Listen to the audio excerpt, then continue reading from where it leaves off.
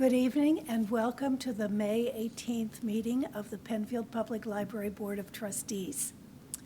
Our first order of business is our welcome to all of you who are watching and who are here in person and via Zoom. It's nice to see you and to be with you. And our first order of business is the review of the minutes. Did anyone have any comments or changes?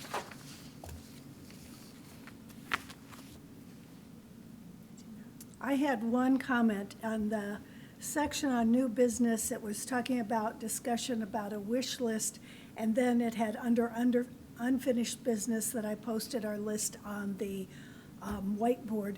Those were actually all part of the same discussion. So I think we could just have new business and take out the unfinished business and make that sentence part of the previous paragraph. It would make more sense. Are there any other additions, corrections, comments? Do we have a motion in favor of approval? Thank you, Megan. Melissa seconded. Thank you. And we do not have Niraj, our finance officer, with us this evening, but he sent us a report. Did you all have a chance to read that? Mm-hmm. In which he said everything was looking much as it should be. And when we get to the Finance Committee, I actually have a couple of things that we need to talk about that I think will be okay until then. We have an email that we have promoted for public participation. It's ppltrustees@yahoo.com. And I went in there today and we have some comments, but unfortunately the comments are not in readable English.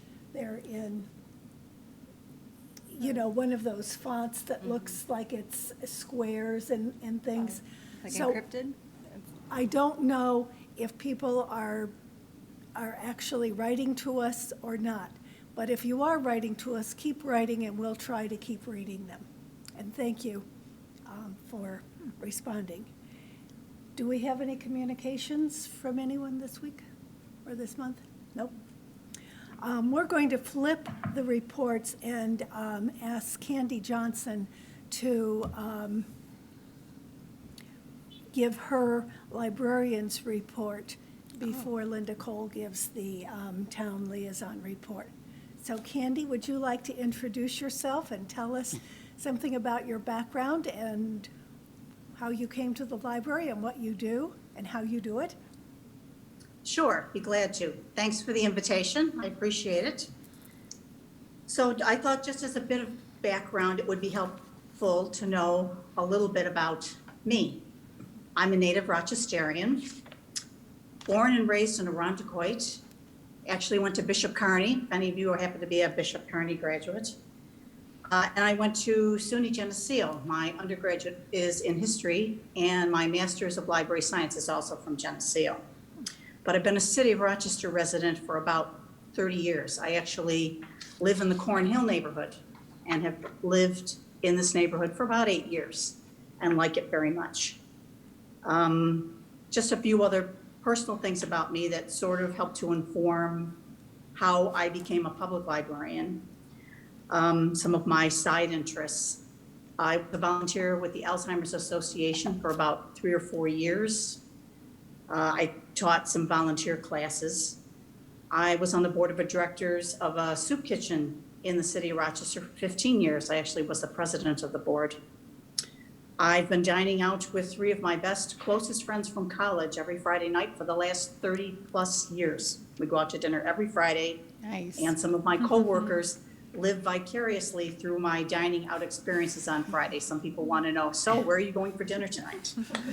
And during the pandemic, we actually have been doing curbside takeout, and I picked up food from a restaurant that's on my way home because we dine at a friend's house who lives in the city. And I'm very active in my faith community in my parish, and I am on probably 4 or 5 committees, and Bunny can attest to that because I regularly have to ask for an earned absence, some time off, so I can attend a meeting, because many people on the committees just don't seem to realize that I'm not retired yet, and I need to take time off to attend a meeting that they scheduled when it's inconvenient for me. Some of the things that I like to read, which works out very well for me because I'm the adult nonfiction collection developer, and reading nonfiction is my passion. That's my area of interest. So it was very convenient to be asked to be the nonfiction librarian. I'm a news junkie. I read multiple newspapers every day, both online and in print. I subscribe to probably half a dozen magazines personally, and I like to read the magazines in the library. I like to read about politics, travel, history, especially U.S. history, World War II to the present. And I studied actually World War II in college. I love British history, and especially the British royal family. I have a huge collection of Princess Diana memorabilia. And I really like biographies. And my other big area of interest is I read a lot about religion and spirituality. And my interests at least help to inform some of my own personal collection development in the library. And so some of my professional background. I've been a librarian for over 40 years, but my background is probably somewhat different than the other professional librarians at the Penfield Public Library, because 30 years of my career has been spent working for corporations. I retired from ExxonMobil in 2009, and I always get the question, oh, corporation has a library, isn't that unusual? For many years, it was not unusual, and I've worked for 2 corporations, but I'm a retiree of ExxonMobil. And working for a corporation is, for anyone on the board that has worked for a private company, or ExxonMobil's public, but I loved it, and fortunately for me, it enabled me to retire early. So I retired at the age of 55, which was very nice. And it enabled me to transition to being a public librarian, which is something I hadn't considered. And I've enjoyed that as well. And I've been a public librarian since the end of 2009. During my corporate career, I also worked part-time at Nazareth College during evenings and on weekends. You know, it's just going to be for a year or 2 sort of thing. A friend of mine worked at Nazareth College and needed some extra help. And I said, well, I'll do it for a couple of years, and it ended up being 20 years. So I've worked in the academic sector, I've worked in the corporate sector, and I even volunteered at a medical library for a couple of years right out of graduate school. So I have a pretty well-rounded career. The only thing I haven't done is worked in a school library. And for that, you know, you need New York State certification as a teacher, as an educator, and I wasn't quite willing to devote that much time to that. Before I came to full-time at Penfield, I was fortunate enough to get a substitute librarian position. Bunny hired me, and I worked for 5 or 6 years as a sub. And I also worked for the city of Rochester for 20 years at the Phyllis Wheatley Library, and also the Rochester Public Library downtown. And the Phyllis Wheatley Library happens to be my branch library. I could walk there from my townhouse. And it was a great experience and really wonderful preparation for working at Penfield. So I've had the city, and now I have the suburban experience. And both of them have had great benefits. Like them both very, very much. So what are my areas of collection development? Primarily adult nonfiction. That probably takes up the most of my time, and I love it. But I also take care of standing orders. Those include, our travel guides are all on standing order pretty much. They also include, tax guides, high school and college text prep guides, the what color is your parachute, things that have to be ordered every year, but they're on standing order, so you don't have to remember to order them every year. It's a great service. I'm also responsible for our local history collection. It's small, but it's housed right in front of the local history department. But that's the library's collection. It's not the town history department's collection. It belongs to the library. And also I manage the small business collection, which we just had a refresh of that. I've ordered some new books and we relocated the collection so it can be of better service to the small business community of Penfield. Bunny and I had a really good conversation about that, and I've recently refreshed the collection and bought some new materials, and more are coming in right now. I'm also responsible for ordering the audiobooks, or books on CD if you want to call them, and we get really good feedback from people, patrons who come in. We try to keep it, up to date, keep new stuff, and I'm continually weeding the collection. I, try my best, and I'm open to fiction, nonfiction for adults, but I also purchase a smaller number of books on CD for young adults and for the children. I'm responsible for that. I'm also responsible for the digital collections, which are the audio ebooks and the ebooks that we order through Overdrive. That's another area of responsibility, and I also, seek guidance periodically from Bunny for the spending of those dollars. For Overdrive, we have, a certain amount of funds that we spend on a monthly basis, and we have a lot of very faithful Overdrive users. And the last thing that I do on a much smaller scale, I'm responsible for technology programming. Peggy O'Neill does most of the programming for adults.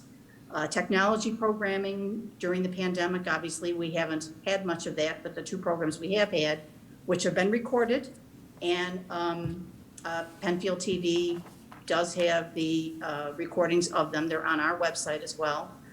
We have someone, Arthur Catalanello, who's been our social media person for probably the last 10 plus years.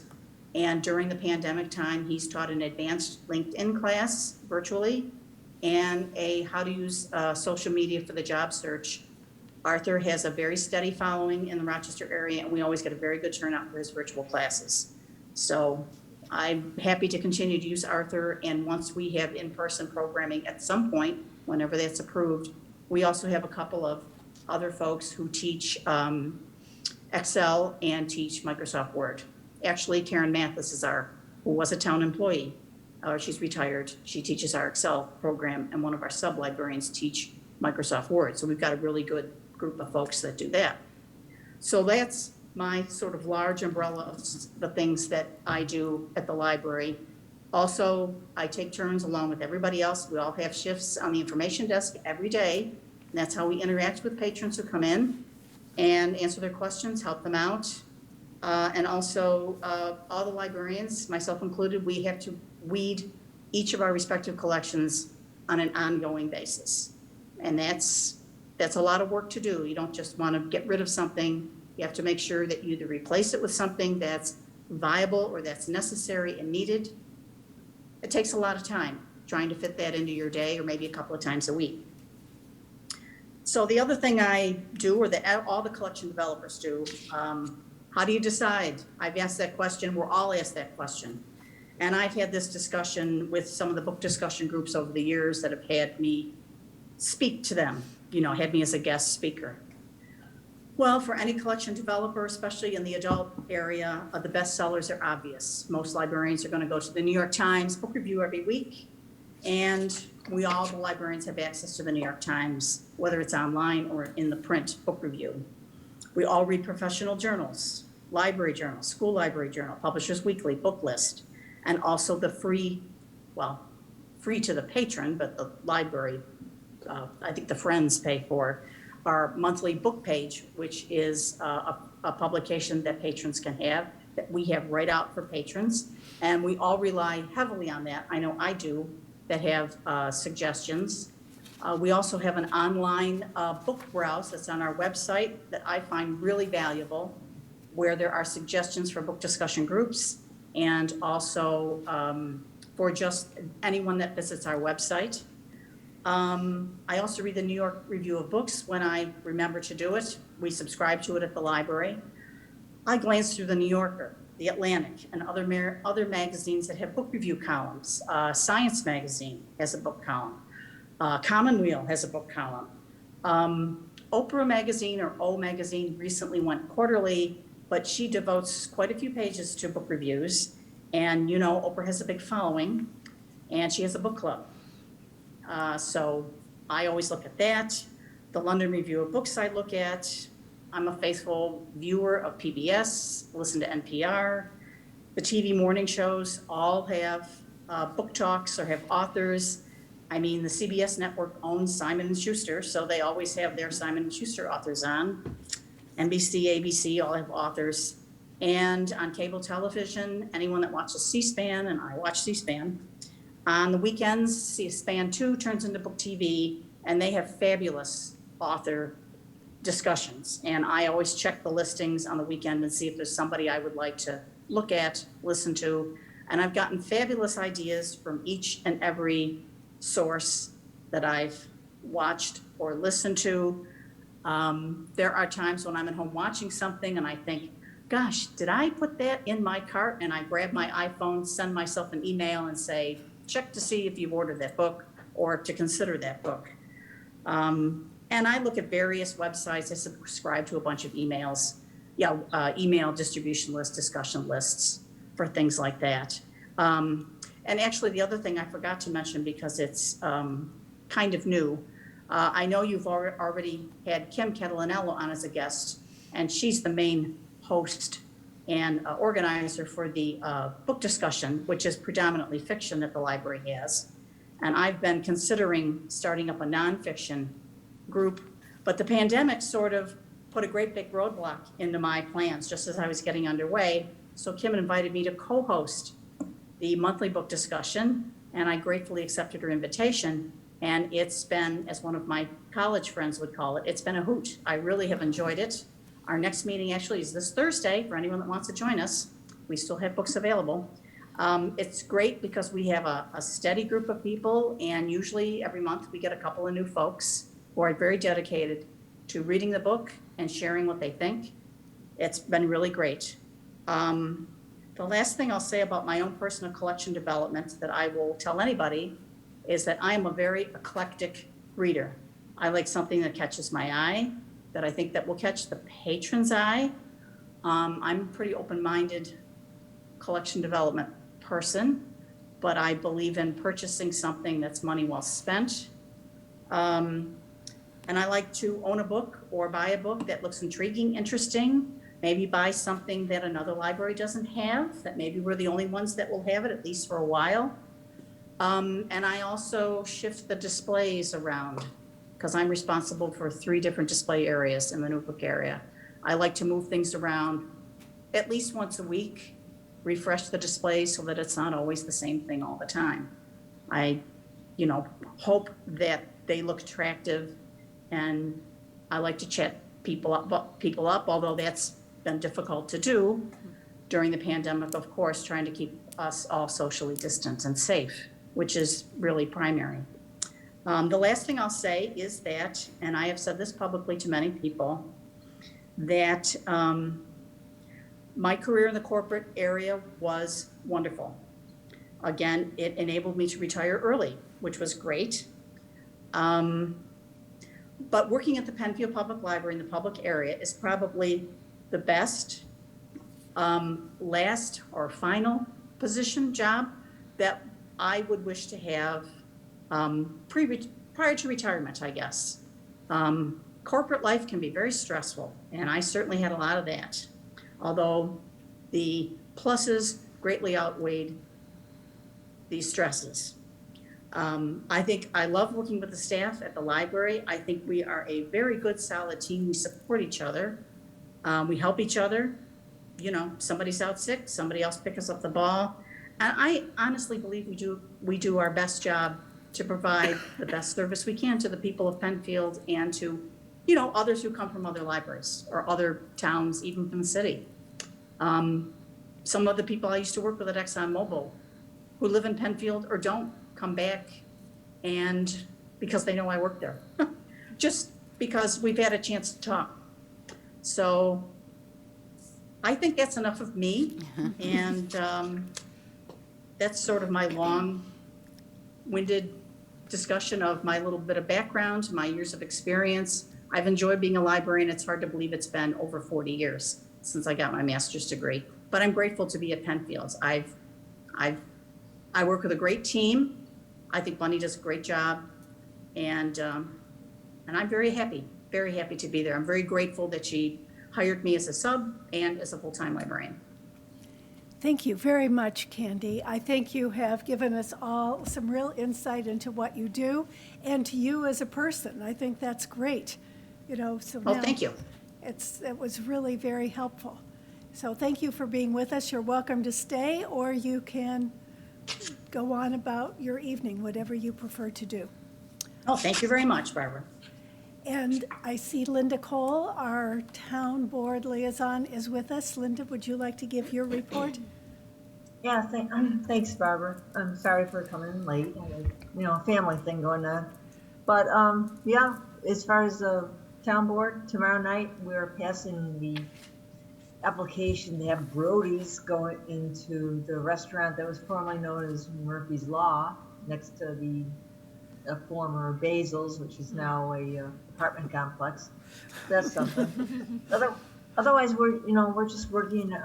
The budget information has gone out to the departments. They're supposed to start getting all the information together for next year's budget, and we are still toying with what's going to happen with Shadow Pines. There's certain information that's coming out to create a frisbee golf course, and whether to have the pickleball courts. What's going to happen to the Clark House. All this is still being discussed. There's a lot of information flowing, but hopefully we'll get something out to the public soon on that. Does anybody have any questions about what's happening with the town? Happy to address them or look into it for you. Any questions? I think we're good. Thank you very much, Linda. Thank you. We'll move to committee reports. Niraj, would you like to, we briefly addressed the fact that you had done your finance report, and we have a bill that we received from Margaret Sanchez for consulting services when we had our board development and other HR needs. It's for $1,490. We'll need a motion to pay that.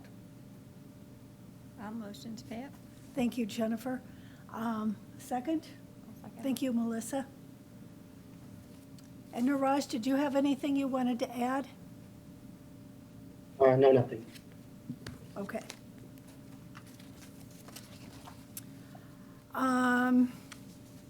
Rachel, do you have anything to say from personnel? I distributed the results from the employee satisfaction survey to all of you, and Bunny, I sent it to you today as well. I gave you the averages of the scores for each question.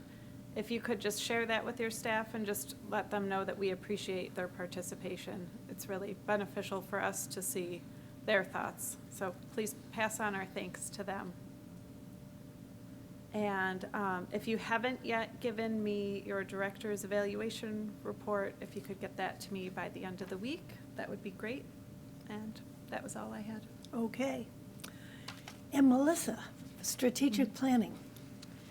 So I emailed everybody the latest draft of the community feedback survey, and I heard back from Rachel. She had a comment about one of the sections, one of the adjectives we asked them to use to describe the Penfield Library facilities. One of the questions I guess she had was the word was cold, and she said she thinks we should clarify if we mean temperature or more like unwelcoming. I think that was added by Barbara. Did you add that one? I don't know if I added that one. Okay. I don't know if we need that in there. I think we could personally, just but- delete that. Yeah. Did anyone else have any other changes or suggestions? One of the things that Judy and Megan and I talked about was offering some kind of incentive to patrons to fill out the survey. So we thought we could let everybody know if they fill out the survey, they'd be entered to win an Amazon gift card. The other idea we came up with was possibly having the first 20 or 25 people who fill out the survey come into the library and pick out a book from the book sale books. I had asked Bunny for a contact with the Friends and just found out today that I guess Nancy Onstad is leaving or resigned from the Friends, so she's no longer there. And so now I think it's Janet, was it Janet Flanagan, Bunny? I can't remember her name, but so Janet Flanagan, I spoke with her. She's sort of filling in right now, and she said she would run it by the other Friends to see if there was something we could do, we could offer in addition to the Amazon gift card. It doesn't sound like they'll be doing the book sale this year, so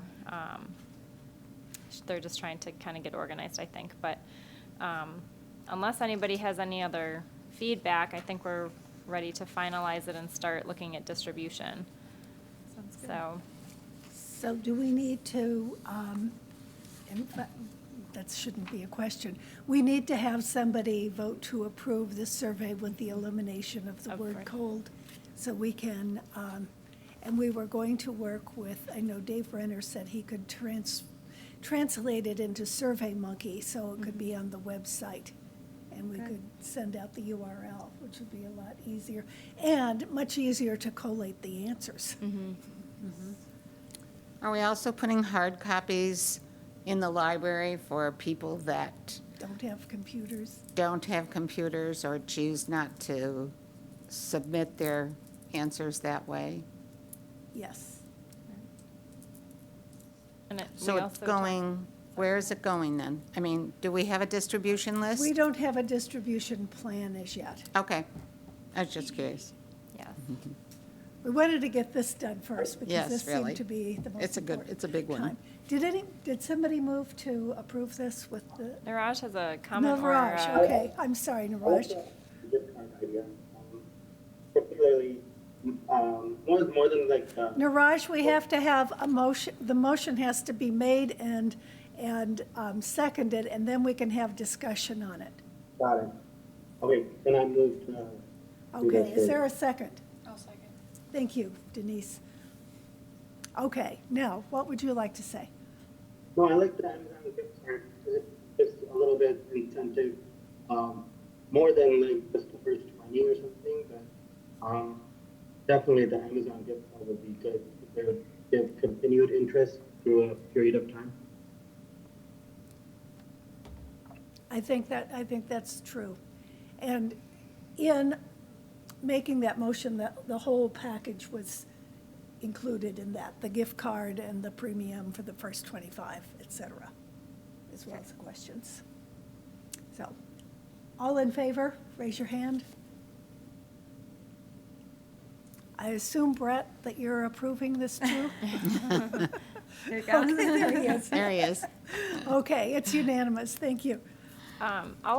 I'll reach out to Megan then and Judy. We'll come up with our distribution plan because I know we had talked about doing a QR code at the checkout. There's a lot of different things ways I guess we had talked about getting the survey link out to the patrons. So we'll try to come up with a list and then get it out to you guys and run it by Bunny and the staff because we'll need their help with the social media promotion.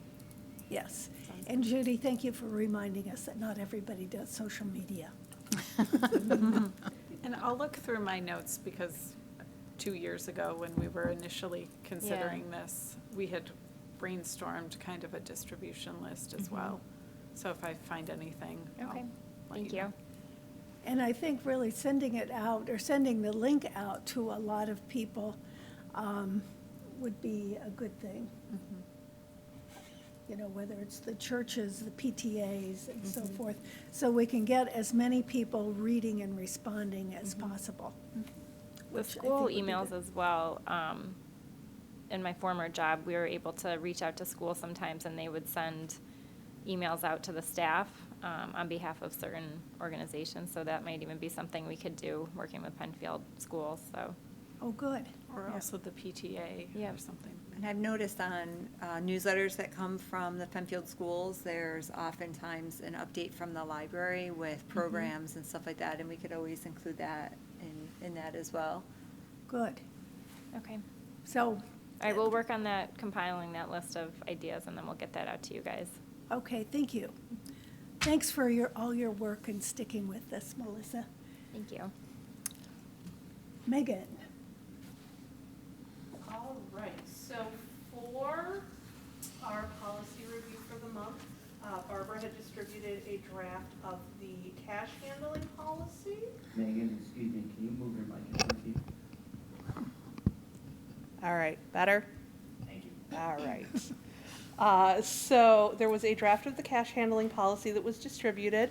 Now Barbara helped with the original revisions of these. So this was from 2018, and then we just basically made some minor revisions to some of the grammatical, some of the way that things were worded. Now, Bunny, there were a couple of areas that we highlighted that we just wanted you to clarify on. So one thing that I had a question on was on the second page of it, where it's talking about reimbursement for found items. The fourth line down, I'd highlighted, it says the patron must sign the receipt, which the staff person will then attach to the tape for the paid amount. I just don't know what that means when it says to the tape. The cash register tape generated from the refund. Okay. That we refunded out of the cash register. You know, Okay, Bunny, there are perfect. several places in here where there was some confusion. There were two different versions. When I was looking at it online, I saw one thing, and when I printed it printed out a different version, which I thought was strange, but I have given up questioning how these things happen and just accept that there are going to be these anomalies from time to time. But if you could look through wherever Megan highlighted this in yellow and clarify for us, like in the next section, it says director and/or the technology librarian. I don't know if that's both, if it should just be the director, or which one, but that should be in the copy that you have and it's highlighted. So if you could look through these and let us know, you know, you don't have to do it right now, but, you know, like in the next couple of days, so we know what was intended. I can do that right now, at least that second one. The original language in the policy had it correct, and I think somehow it got transcribed incorrectly into this. The list of assigned cash register codes is kept and updated by the technology librarian. The Okay. passwords are kept and updated by the director. Okay. Okay. We did that to maintain I never see the cash register codes. The technology librarian never sees the passwords, and that maintains some security because neither one of us has access to both of those at the same time. That makes sense. All right, and that's perfect. I'm actually going in and updating that right now. So the technology librarian has the cash register codes. The director has the passwords. And then the other one, still on that page, as long as you can answer these questions so easily, the circulation staff shift documentation. The shifts is recorded on a Google Calendar and is updated to reflect any changes by the office clerk 2, the circulation supervisor, or the director. Should all three of those be in there? Yes, because each one of us has supervisory responsibility for the different people who are reflected on Google Calendar. So I update the librarian, circulation desk supervisor updates the circ desk staff, and occasionally the office clerk too needs to update something in our absence or something last minute that comes up or in the course of her duties of clocking earned absences and that kind of thing. So yes, she also has authority to go in. It's just a very few of us who have the authority to go in and change shifts in Google Calendar. Okay, thank you. That helps. If we could look this all over carefully and then we can vote on it next month, that would be great. Communications or advocacy, do you have anything, Denise? Well, Buddy, you're up now with the director's report. And I Are there don't, any questions? I had a couple of questions. I had two questions. One, when you talked about Carl, the integrated system, it's moving to a web-based platform, and I wondered when that was. And will there be any noticeable changes that the patrons will notice? Probably not on the patron side. It's mostly going to look different to us on the staff module side, and I don't know when. I don't have the final timetable for the move to that. Do you know, I mean, is it going to be this summer, this fall, this, No, no? don't know when. Okay, my other question had to do with the countywide book festival that had to be postponed. And you wanted it to coincide with the National Book Festival in Washington DC. Again, my question is, when does that take place? I'm assuming next year, but, It was supposed to be this summer, I think June. And we couldn't get enough it had to be with the cooperation of the Friends groups and the various member libraries, and most Friends groups didn't want to participate. Right. The logistics were just too overwhelming for them to make it worth anybody's while to participate in that. So it was just kind of floated as a suggestion by Patty, and it never gained any momentum because we couldn't get buy-in. Bunny, is that different than if everyone in Rochester reads the same book that we talked about last month? Yeah, this was intended to be a giant book sale, not a community read. Oh, cool.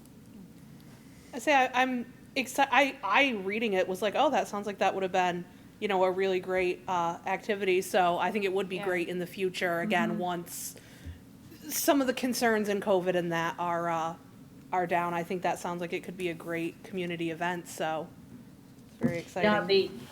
Yeah, Patty had a lot of ideas about incorporating a lot of programming in that, opportunities for getting the word out there about libraries in general and specific libraries who were participating in it. So she really had quite an extravaganza, ideally, in mind for that. So just a matter of getting enough people to cooperate with the whole thing to make it worth everybody's while to participate. did anyone else have any questions? I just have a comment. I received some feedback actually from several people, Bunny and Candy, about the expertise of the Penfield Public Library's collections, both nonfiction and fiction. And these people that I know said that when they can't get a book or a piece of information that they want from any other library, 9 times out of 10, they can come to Penfield and get what they're looking for.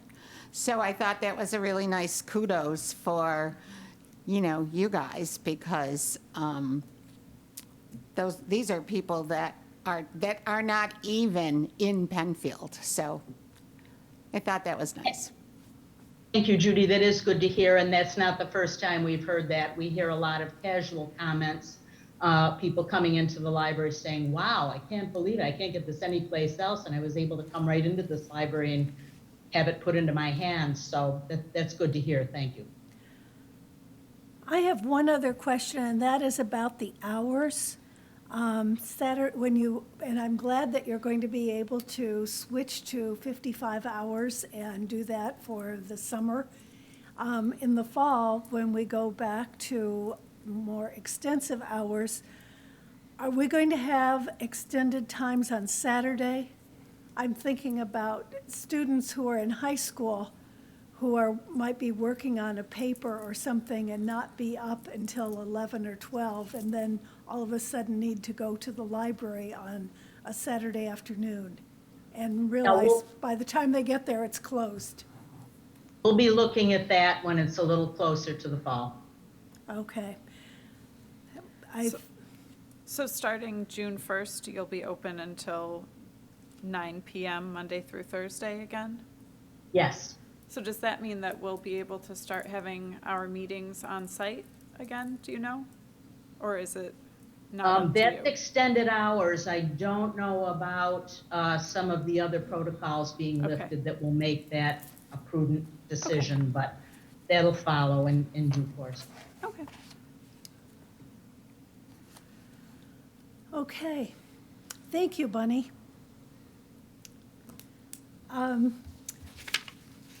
Under new business, last month, we talked about kind of a wish list and what we'd like to do with the library. And I talked with Jim Costello at the town, who is in the building and development area, and told him that we were interested in moving forward and didn't really understand the next steps.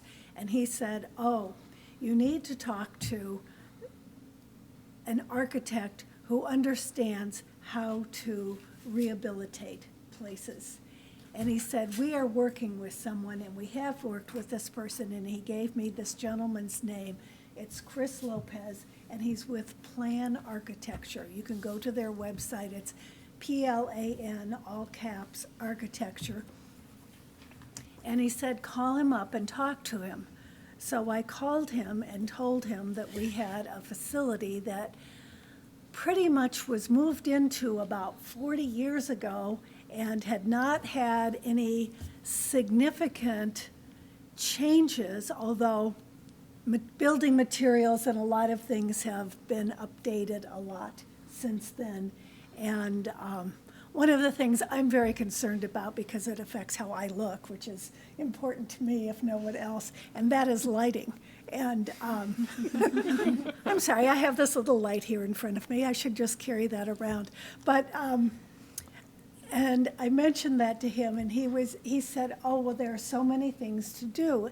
And he said, what you're describing is a feasibility study. And he said, I'd like to come out, and I have arranged for him to come out, and Bunny and I are going to meet with him. And he's coming out on Monday, the 24th, and we're going to go through the library. And Jim Costello also said the town has the plans. So he was going to get the plans from Jim and look at them before he came to see, how would we reimagine the space? And, I work with words. I don't know, that's not my vernacular, so I can't really say what would look good or what wouldn't look good. I can react to it once I see it, but I don't know. And so I hope you're looking forward to it too, Bunny. I think it'll be interesting to hear what he has to say. And he said that the hot button right now is reusing old facilities. I don't think of us as terribly old, but, and he said sustainability and reusing. And he said there are grants available just for those things, and that he and his firm like to design things that can actually be built.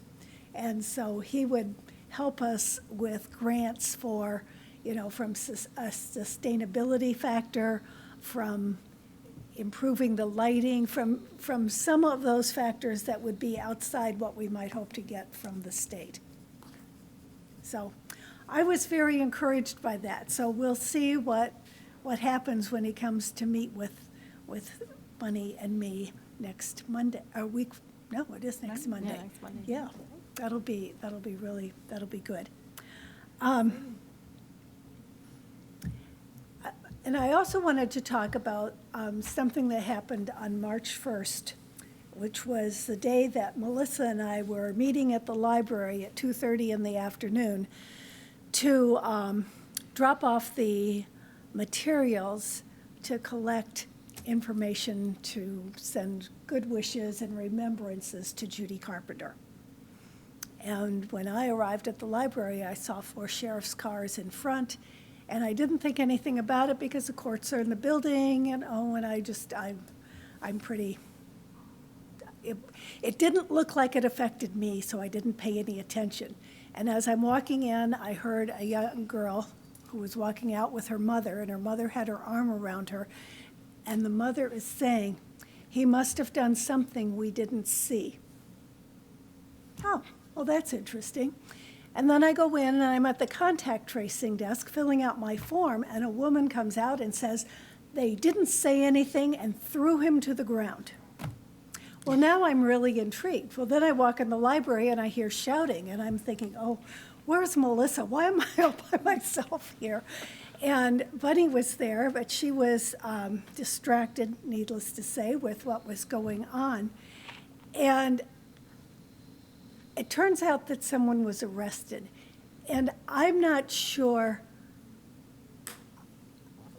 what needs to happen with that information. I don't know what to do with that. I mean, it seems to me like maybe we should look at, you know, if there is some sort of police presence in the library, you know, EMTs, fire, ambulance, some sort of an emergency situation, just maybe having a policy for, you know, how the library will, you know, handle that both while it's going on and then Bonnie, afterwards. I had a question. Did you know that the police were coming in and what they were going to do, or did they just come in? Are you Bunny. addressing me now, I was Melissa? asking, yeah, I'm sorry, I was asking you, Bunny, if you knew ahead of if you had any warning that they were coming in. No. Okay. And what is, I don't know how often this happens or if it's ever happened before, but what is the typical response if police come into the building for, you know, for a disruption? Is there any kind of policy or plan in place for that? First of all, there wasn't a disruption. Nothing happened in the library that caused the police to come in. The library is a public building, and the person they were looking for had 2 bench warrants out on him. Of course, you can't arrest someone in his own home. They had been watching him for a while for the opportunity to arrest him outside his own home. He finally left home, and he's known to be someone who uses the community center and the library in particular. He's never been a problem in the library. We have never had any reason to summon aid to control his actions or anything in the library. But they came in very quietly. They split up when they came into the community center. 2 of them went down the hall because they didn't know if he was down in the recreation area or he was in the library. When the 2 deputies that came in the library spotted him, they did alert the other 2. They very quietly approached him. He resisted arrest, and they needed to subdue him so that they could remove him from the library and execute the arrest warrants. Thank you, Bunny. I do agree with Megan that we need a policy on how this kind of situation should be handled. There were 4 sheriff's cars, 8 deputies. That was a lot of presence.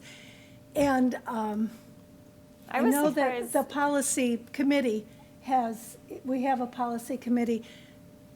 Since this is kind of an important and a new area, should we have more people on it? Are there any volunteers to work with Megan, Niraj, Jennifer, Denise?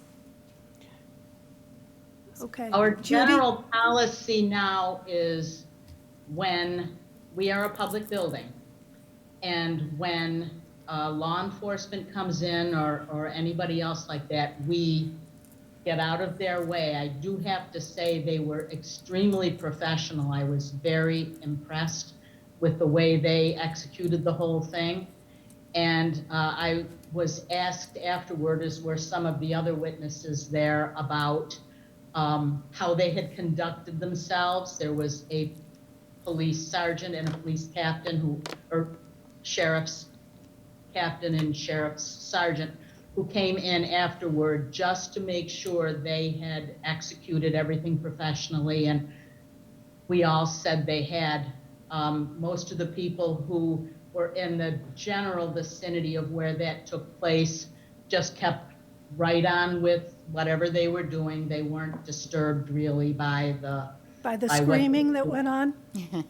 I was there with my 2 young kids, and I have to say it was pretty alarming for me to be in the children's area and hear the screaming going on, just because I didn't know what was going on, and the librarians in the children's area didn't know what was going on either. I was wondering if when something like that happens, is there some kind of, Well, I think that's why we need a policy, Okay. Melissa. So do you have anything in place where you would make an announcement over the PA, like a code word for the staff, just so they know what's going on, telling them to stay in wherever they are, or anything like that? Yes, we do have a code word that we use for similar situations like that. Is there a reason why that wasn't used if it was for similar situations? I thought they weren't really interfering with people using the library. They weren't disturbing very much. They were very professional in executing what they were supposed to do. Okay.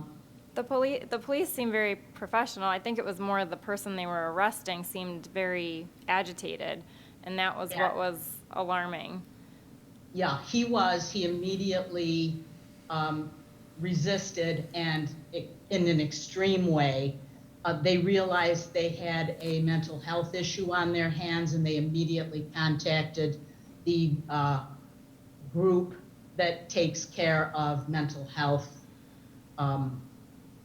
arrests and encounters like that. So they arrived a little bit later to remove him. Thank you. I appreciate your take on what happened and sharing your background with us, Bunny. That is helpful to know. And Bunny, was there any feedback from any of the patrons that were in the library after No. the event? I was just curious. No one said anything to me, or if they said anything to the staff, it never got reported back to me. Was the staff alarmed? I mean, if I was in that situation, I would, as a staff member, it would be concerning to me. I don't believe so. I'm not. Most of us are pretty seasoned. We've worked in public libraries, and occasionally something like this happens in a public library. We knew that we were in competent professional hands, so no one was in any danger. Right.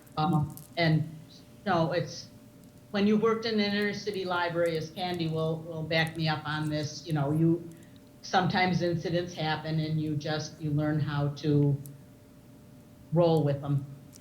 well, thank you for that perspective and for sharing that with us. On a different, related to this, I received a call from a sheriff's deputy who is the public liaison officer for Substation A, and I would be happy to give you his name and number, and if you're working on a policy, maybe you would like to include the sheriff's office in your discussions. I think that, to make sure that everybody is heard from and we're being inclusive. So that would be good.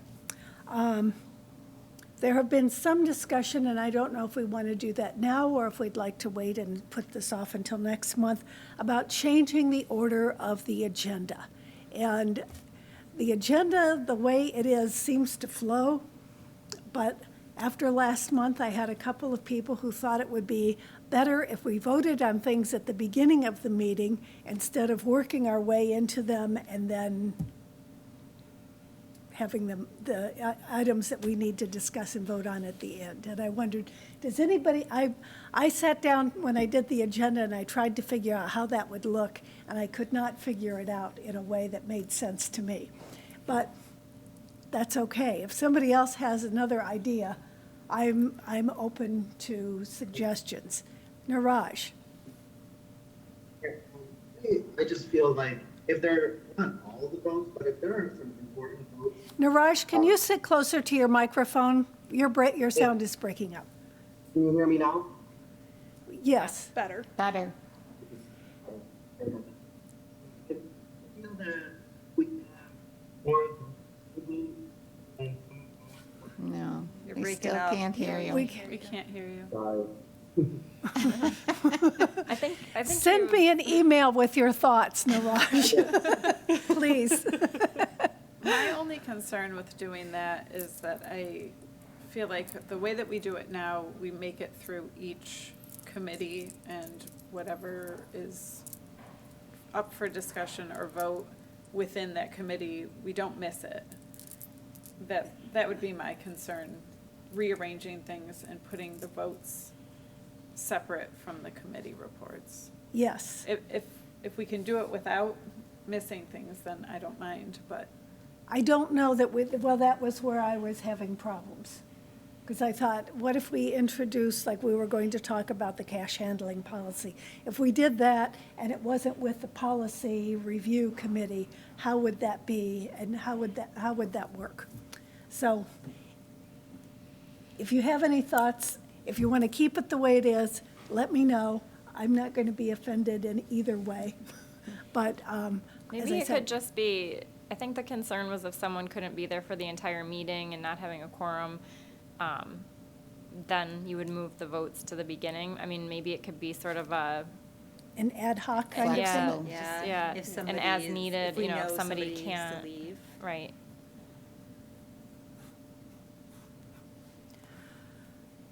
Okay, I That think we sounds could do that, and most of us, I don't have a problem with staying, it's come, so I think that that's fine. If you have any other thoughts, please let me know. I don't know what happened to everybody else's email, but I received the email from Alicia Gunther from MCLS, and I went to both sessions. The first one was on finance, and that's where I found out that the state had all that, not all of that, but they had money. I wish it were all that, but they had money that could be applied for through MCLS for improvements to individual libraries. And also that the MCLS group that oversaw that tried to make sure that people who had not received funding recently were in line to get more than people who had a brand-new library, like Henrietta or Arundecoit. And that was, that's the committee. Bunny, you're on that committee? They reformulate the committee every year when Adam puts out a call. I will volunteer again this year. I assume I'll be invited to serve on that committee again, but I think I've been on the committee since I became the director out here every year. Yeah, and I've talked about it every year, you know, the construction grants. would that affect our ability to apply for a grant? Would it be good or would it not be good? I would not be allowed if we thought we were, and it's too late for this year. Of course it I is. serve on it this year. But if we knew in the future we wanted to apply for that, no, I would be disqualified from serving on the committee. Well, we'll see how I know it's too late for this year, so we're looking ahead. And then I went to the session. I just want to clarify something there. So Bunny, anyone who's on the committee, their libraries cannot request funding through that grant? For that cycle, yes. They miss it for that year. Yeah. So we have not been eligible since you've been the director because you've been on the committee. Yes, I guess you could look at it that way. We had nothing pending, so I look at it as we had nothing pending, so I was eligible. Well, hopefully, when Chris takes us around and we look at things through his eyes, we might have some new ideas. So we will see how that goes. And then I went last week to the session on diversity, equality, and inclusion.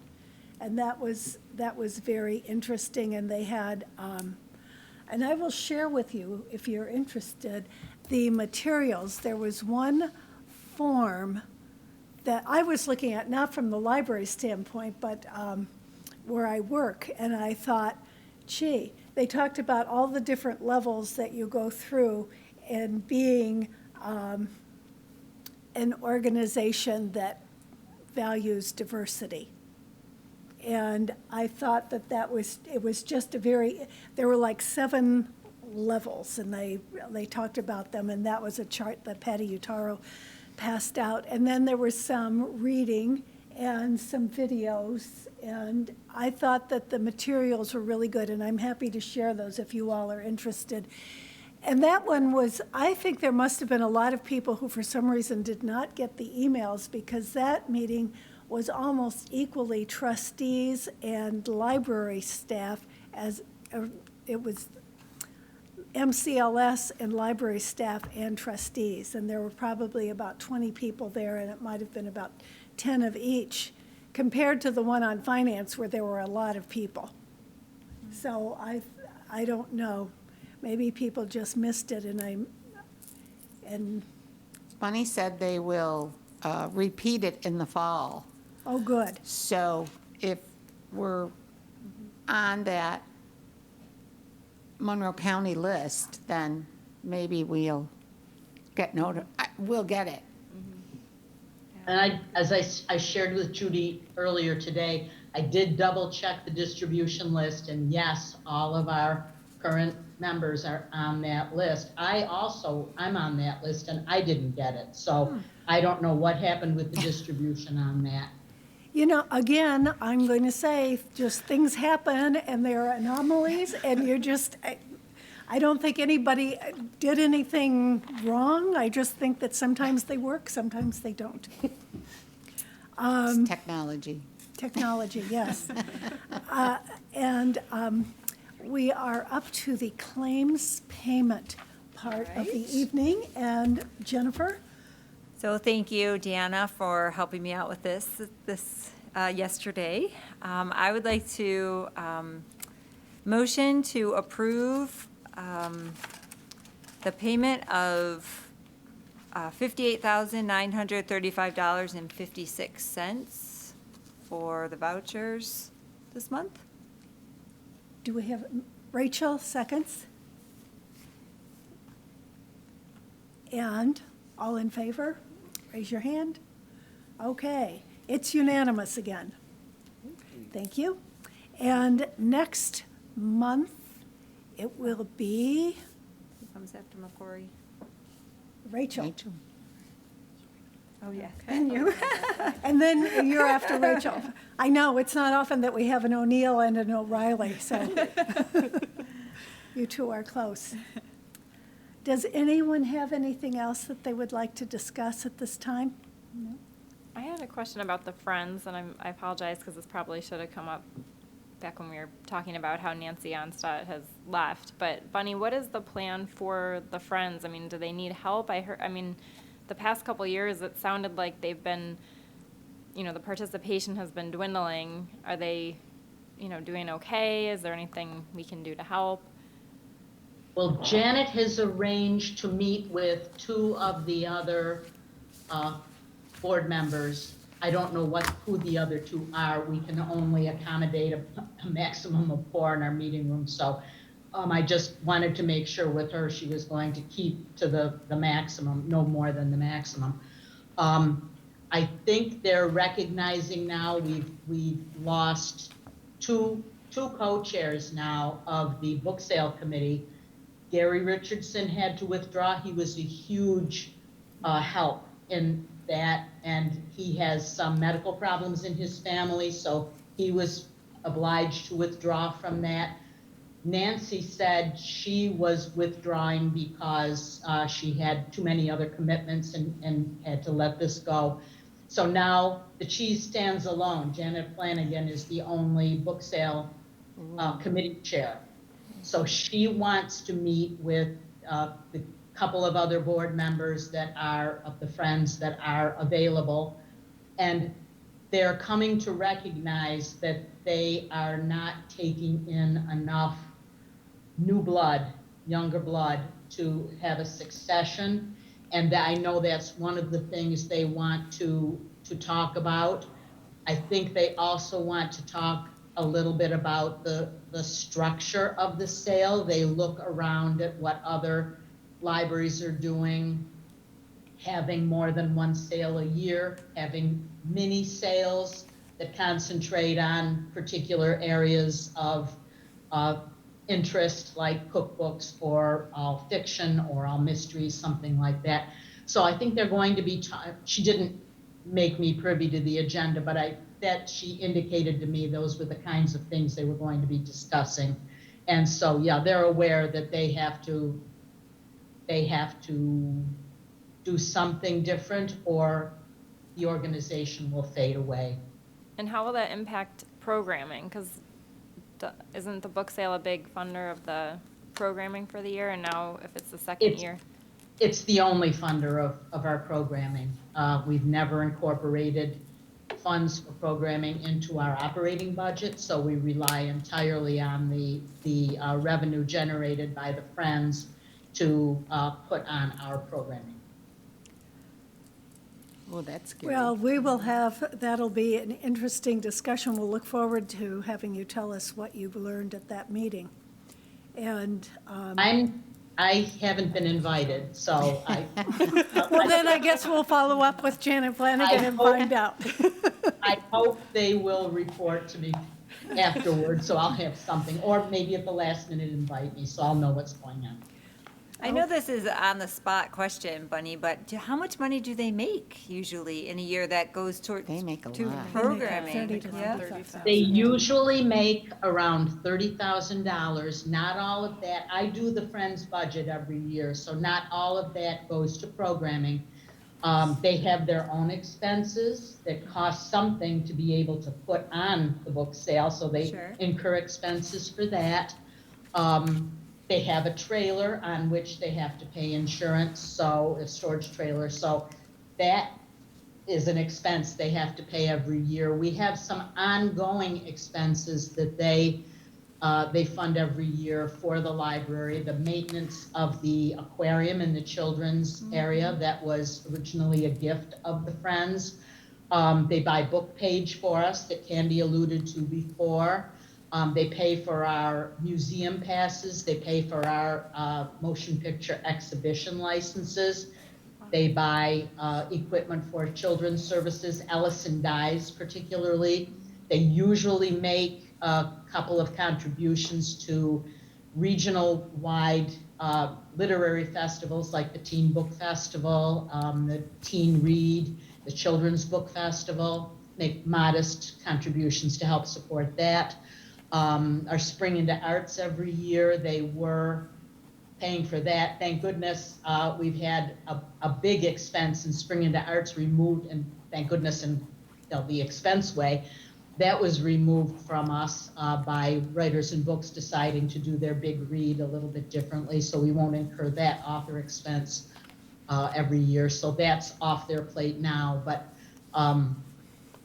they have some ongoing expenses for which they have to have enough money at least to sustain those for us. Do they have any volunteer opportunities besides working at the book sale? Not to my knowledge. Are there any volunteer opportunities for them at the library? If they said Well, we, the friends are volunteers, and they work year-round to prepare for the book sale. So we have a sorting room where they accept the donations and sort the donations. Thank you. That was my question. If they had a chance to do something else. I'm trying to think if they're trying to get new members and they don't have members who want to do that, maybe they would have members who would want to do something different and, you Yeah, know, and that would be up to them to decide. yes, it would. So Okay. Are you concerned about the programming budget for this year then, without the book sale for the second year? Not terribly panicky at this point because we were very prudent with the expenditures for 2020, and we continue to be very prudent for 2021. So we are making the money last as best we can, but that probably can't go on comfortably for another year. Okay. Well, Good thank to you know. for Thank you. Pinching those pennies. Yes. Good thing you're pinching those pennies, Bunny. Thank you very much for that information, and thank you all. Is there a motion to adjourn? Melissa? Judy seconds? Meeting is adjourned. All in favor? Thank you. Have a good evening. Thank you for joining us, Bunny, Deanna.